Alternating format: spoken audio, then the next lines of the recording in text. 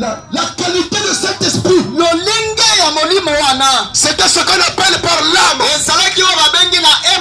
Le Seigneur Jésus-Christ, avant qu'il crée ta chair, avant qu'il crée la chair que tu embellis tous les jours, amen. Il avait d'abord créé ton âme, ta partie spirituelle que nos yeux ne voient pas. En réalité, moi je ne te vois pas. Moi je ne vois que ta chair. Je ne vois que ton corps. Voilà pourquoi le jour que tu vas mourir, on va aller déposer ton corps à la morgue. On va pas dire qu'un tel est à la morgue. On va dire que le corps d'un tel est à la morgue. Mais où est son âme? Où va partir sa partie spirituelle que Dieu avait créé à son image et à sa ressemblance? Amen. Il vous arrive à dormir et de rêver de personne. Amen. Tu te vois en train de faire une certaine chose. Amen. Et tu peux, quand tu sors de là, tu peux répéter ce que tu as vu là-bas. Tu peux entendre ou répéter ce que tu as entendu là-bas. Alors que là où tu étais, il y avait quelque chose. Quelquefois les gens qui parlaient. Il y avait quelquefois la musique qui jouait. Mais tu n'as pas écouté cette musique. Tu as retenu ce que tu as vu dans le songe. Amen. C'est pour te dire. Tu as des oreilles. Tu as des yeux. Tu as la bouche. Tu as le corps. Que nous ne voyons pas. Ta véritable toi, c'est l'âme que tu portes dans ton corps. Et le Seigneur nous a donné aussi un esprit. C'est l'esprit qui nous met en contact.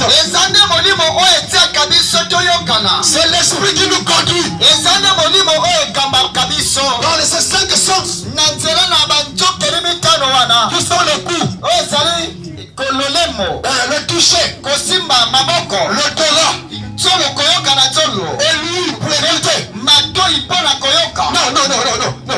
Les sens de l'esprit, c'est les souvenirs,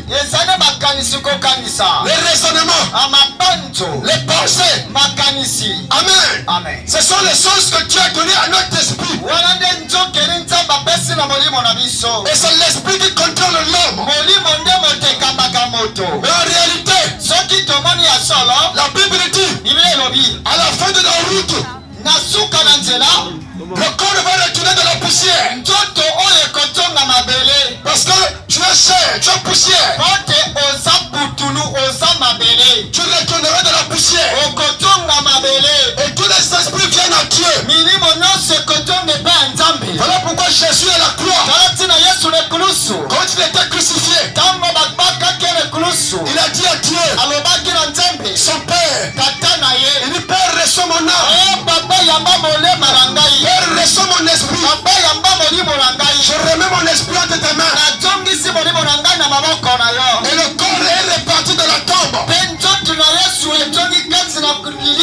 Et c'est son âme qui était partie dans le séjour des morts. Pour aller délivrer ceux qui étaient captifs. C'était aussi arrivé à Étienne. Amen. Quand on a lapidé Étienne, Étienne a regardé le ciel. Il a dit, Seigneur, reçois mon esprit. Je remets mon esprit entre tes mains.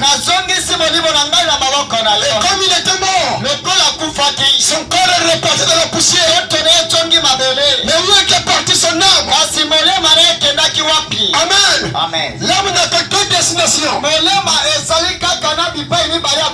Ça dépend du chef que tu as obéi sur la terre. Si tu n'as pas obéi au Seigneur et Sauveur Jésus-Christ, celui qui t'avait donné l'âme, la Bible dit que l'âme qui pêche, c'est celle qui mourra. Ce n'est pas ton esprit qui va pécher, parce que ta nature est cause de ton âme.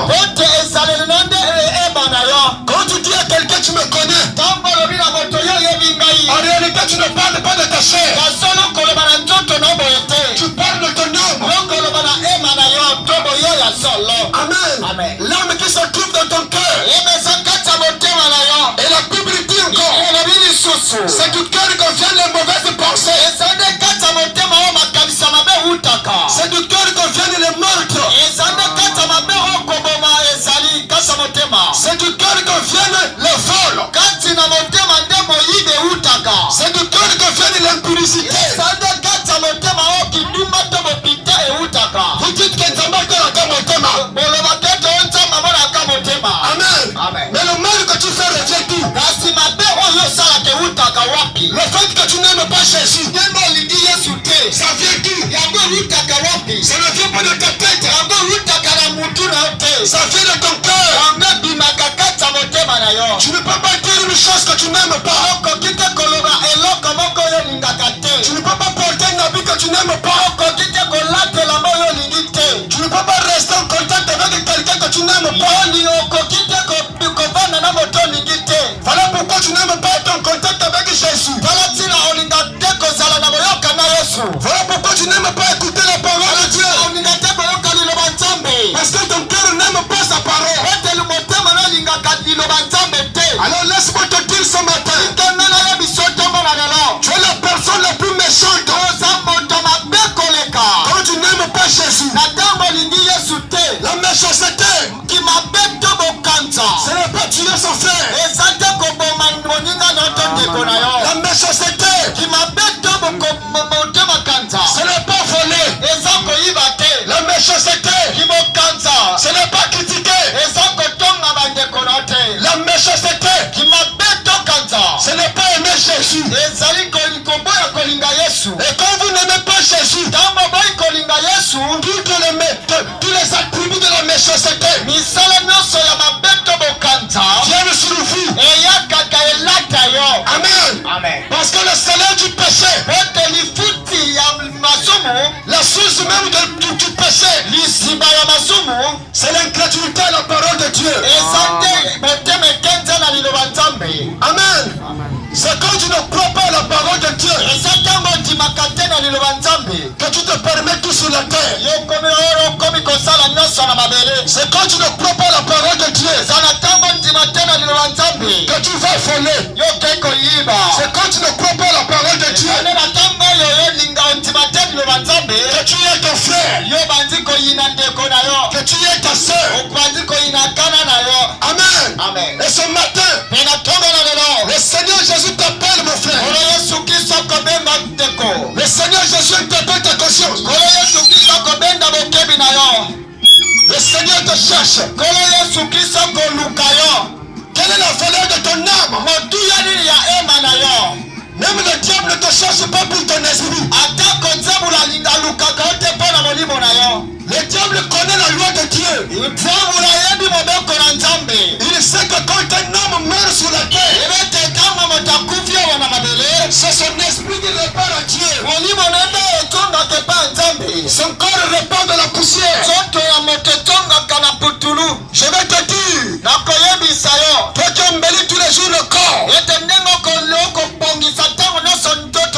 toi qui dépenses ta fortune pour ne satisfaire que le désir du corps,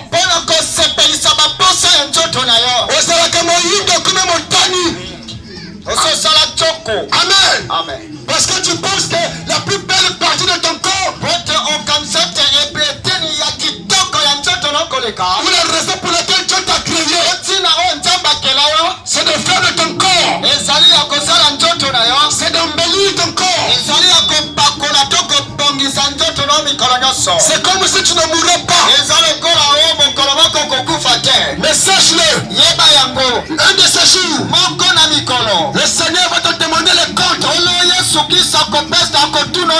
pour l'âme qu'il t'avait donné.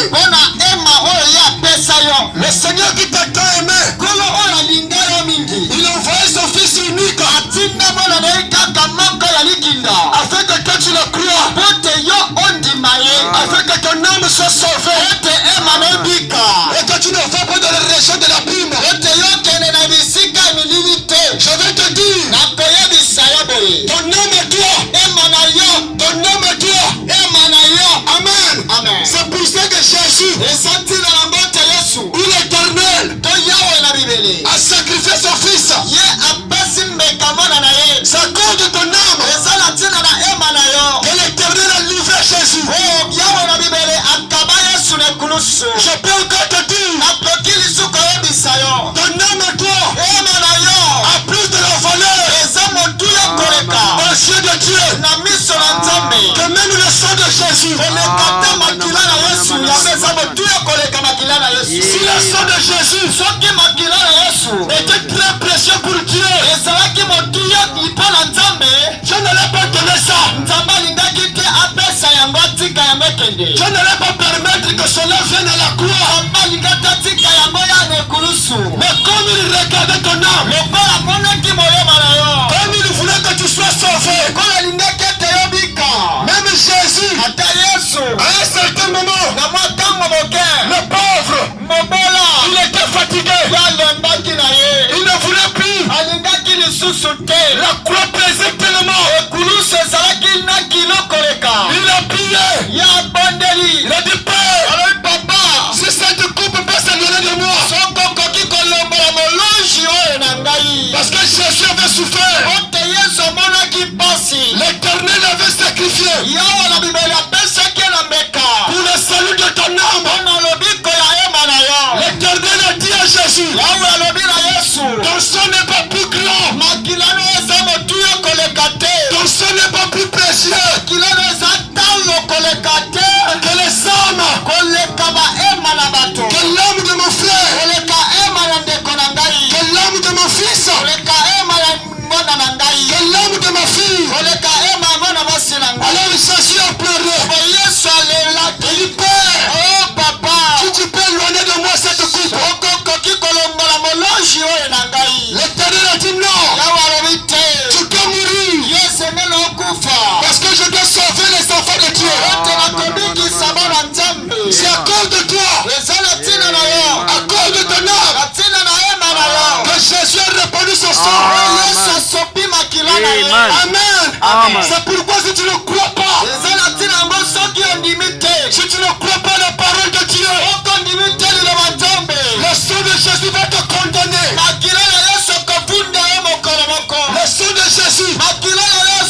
Amen. Cela la chose. Ça sera la chose qui va te condamner. Amen. Le diable avait gardé toutes les âmes. Quand notre père Adam est tombé, la Bible dit, l'Éternel va s'armer. Le Dieu de David, il avait placé les kérubins qui veillaient sur l'arbre de la vie éternelle, avec Adam et sa femme Ève dans le péché. Il ne mange pas de son fruit, parce que s'il mangeait de son fruit, il devait rester éternellement dans le péché. Il ne va pas avoir la grâce. Alors Jésus l'Éternel les a chassés. Amen. Alors Jésus les poursuivait encore. À cause de toi, l'Éternel a regardé. Il a dit qu'il y a mon fils qui va croire. Si Adam demeure pécheur,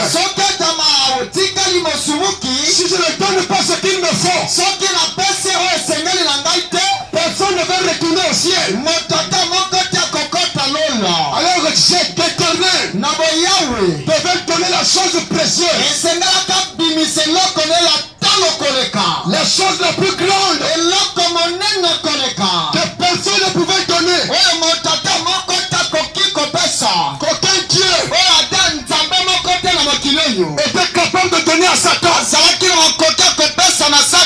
Voilà pourquoi il a regardé dans le ciel. Amène l'autre côté.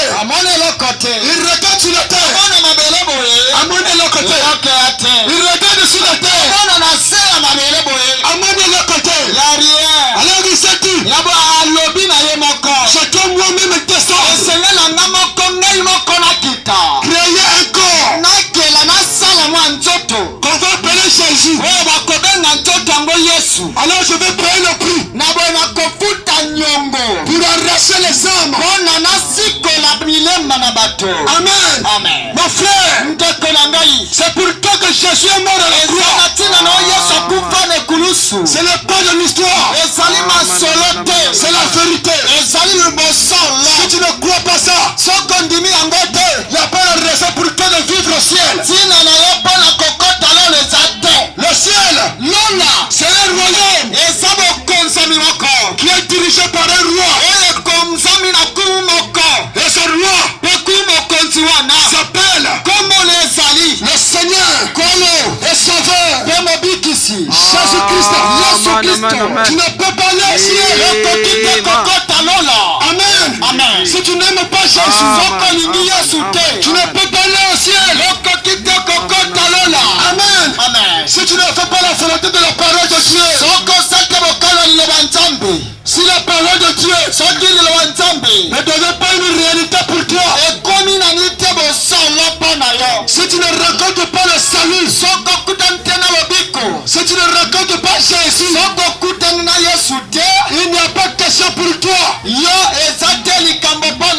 de sauver ton âme. Faites attention mon frère. Faites attention ma soeur. Faites quelque chose de précieux. Faites quelque chose qui faut 10 000 mondes. Amen. Il nous a été dit qu'une âme pour Dieu, ça vaut 10 000 mondes.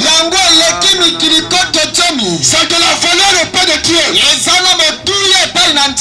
Alors prends conscience. Pose-toi la question. Pourquoi le diable te suit? Pourquoi le diable te poursuit? Il y a quel rapport entre Dieu et le diable? Amen. Lui ne veut pas de ton esprit. Il ne veut pas de ton corps. Il a besoin de ton âme. Parce que ton âme est valeureuse. Ton âme est précieuse. Alors ne continue pas à obéir à la volonté de la chair, à la volonté des habits. Amen. Tu passes tout ton temps à acheter que les habits, à embellir le corps,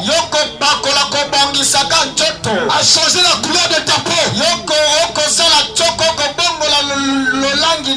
à changer la couleur de tes yeux. Vous ajoutez même les cils. C'est le péché. Dieu ne t'a pas créé pour ajouter les cils. Dieu ne t'a pas créé pour ajouter le vernis. Je vous pose la question. Il y a quel rapport entre la beauté et les vernis? Il y a quel rapport entre la beauté et les ongles? Il y a quel rapport entre la beauté et les cils? Vous dites que la femme est une fleur. Amen. D'accord. Mais qui a déjà peinturé une fleur? Nani asi a soit fleur a bakisi peinture? Qui a déjà ajouté une peinture à la fleur?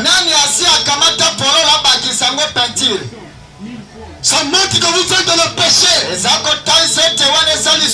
Mon frère, à cause d'un vernis, tu peux rejeter le ciel. À cause de sourcils, tu peux rejeter le ciel. Jésus a dit, venez à moi, vous tous qui êtes fatigués et chargés. Amen. Il n'a pas besoin de vernis. Il n'a pas besoin de descendre. Il n'a pas besoin de tessir. Il n'a pas besoin de tes habits. Ne continue pas à déchirer tes habits pour que les gens voient les parties de ton corps. Ce que Dieu cherche, c'est que tu déchires. C'est ton cœur. Amen. Amen. Déchire ton cœur. Que la nature du péché te quitte. Pour que Jésus vienne t'honorer là-bas. Amen. Amen. Je vous donne la formule ce matin. Même si ton cœur est noir comme les murs de l'enfer, la Bible dit que Jésus-Christ est la lumière.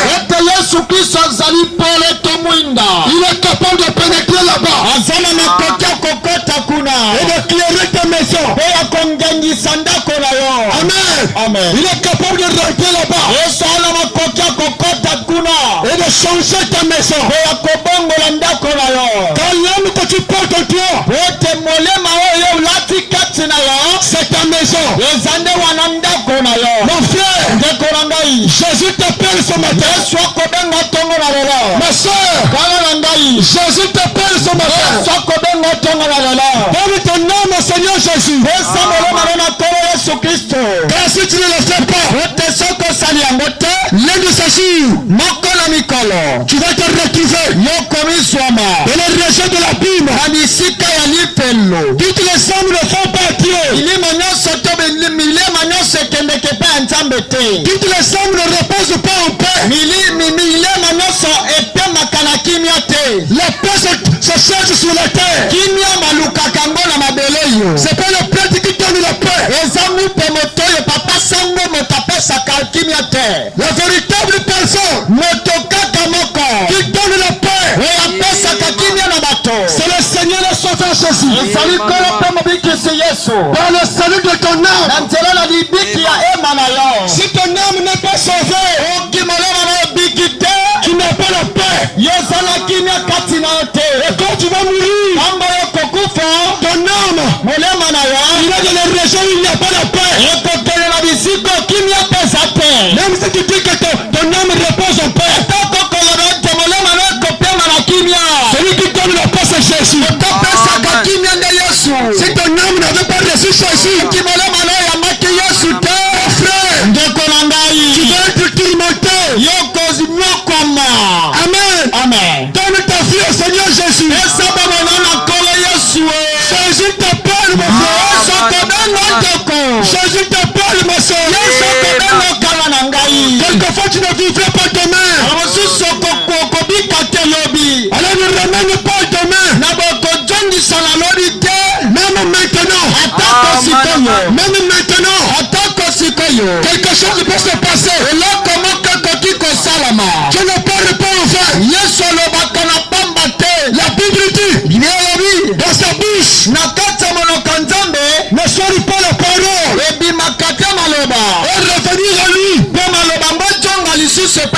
Sans accomplir le c'est pourquoi il est sorti. Jésus parle pour guérir.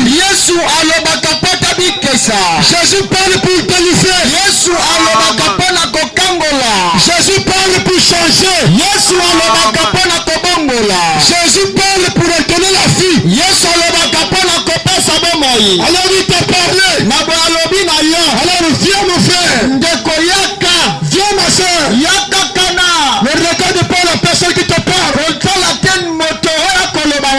La Bible dit le royaume des cieux ne vient pas de manière à frapper Quand Jésus était sur la terre, il n'avait pas de forme. Il était fatigué. Avec un seul habit. Amen. Amen. Il n'avait même pas le droit de dormir. Il portait manger chez les voisins. Son voisin Lazare Pierre. Amen. Amen. Alors moi je suis quand même bien habillé. Moi je suis quand même propre. Mais si c'était Jésus, toi qui prétends aimer Jésus, tu n'as jamais vu Jésus. Quelquefois il ne lavait pas la bouche. Un matin comme ça il commence à pécher. Si tu es à côté de lui, tu sens la mauvaise odeur. Mais toi qui regardes toujours à la condition, toi qui embellis toujours la chair, toi qui mets toujours les tirés, toi qui mets toujours les parfums. Amen. Jésus n'avait pas de parfum.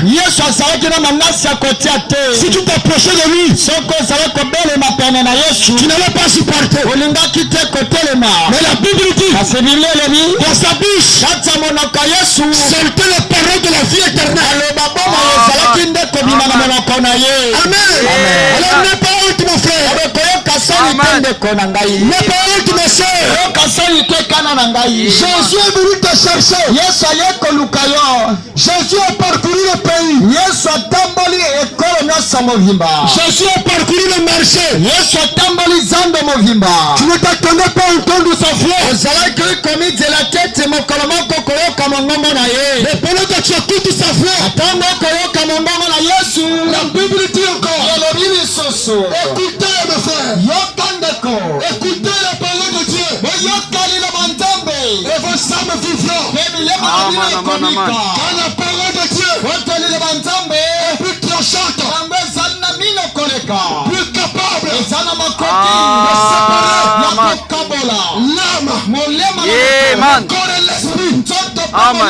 Elle est capable de séparer l'incrédulité, de séparer la mauvaise vie, de séparer la mauvaise nature, pour semer la vie éternelle en toi. Jésus t'appelle mon frère. Jésus t'appelle ma soeur.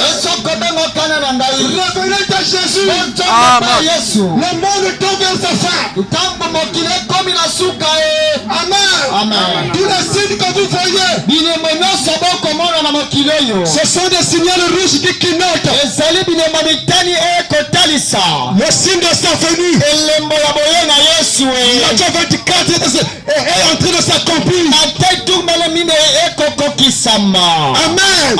Il n'y a plus la paix sur la terre. Aucun pays n'est sécurisé. Tu peux arriver n'importe quel moment. Alors tout peut arriver.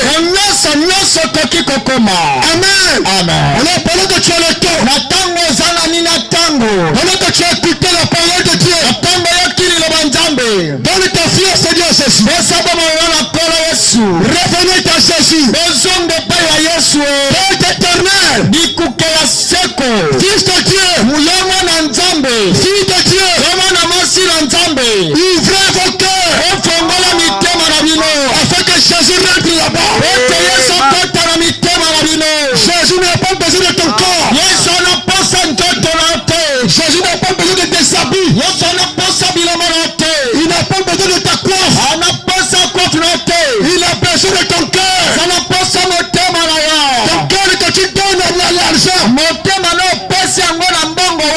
Ton cœur que tu donnes au plaisir de la chair. Ton cœur que tu donnes à la bière. Ton cœur que tu donnes au plaisir du sexe.